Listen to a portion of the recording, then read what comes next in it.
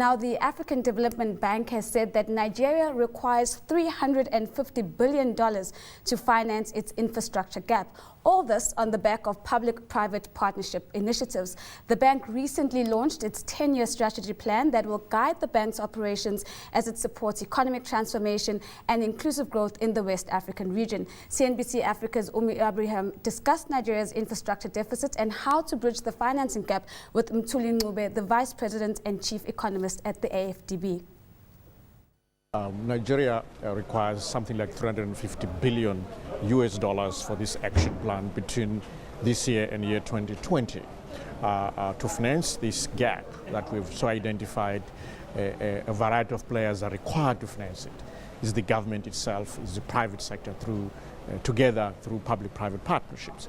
It's the African Development Bank, it's the World Bank, and other development partners that have helped Nigeria all this time, JICA and others, if I mention a few. So it's about a concerted effort from all its partners working together to finance this infrastructure. And of course, it is a hope that innovative instruments will also come into play here, such as infrastructure bonds, both internationally and domestically, being part of the financing instruments to close this gap of $350 billion.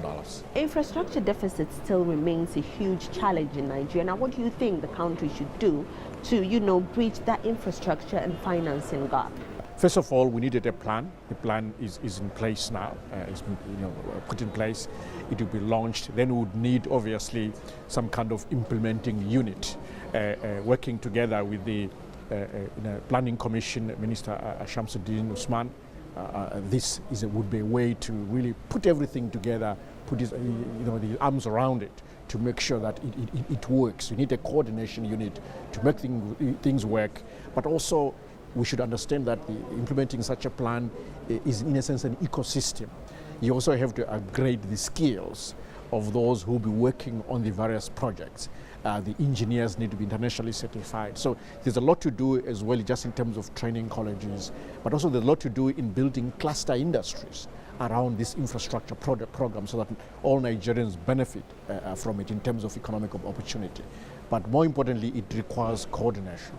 What is it that Nigeria is doing wrong, particularly with regards to, infrastructural development in the country? Well, I think Nigeria is actually doing a lot right at the moment in terms of infrastructure development. In the road sector, we are here in Abuja, for instance. One is amazed at the quality of the roads that you see in this city, which is only 20 years old, and is proof that transformation is taking place.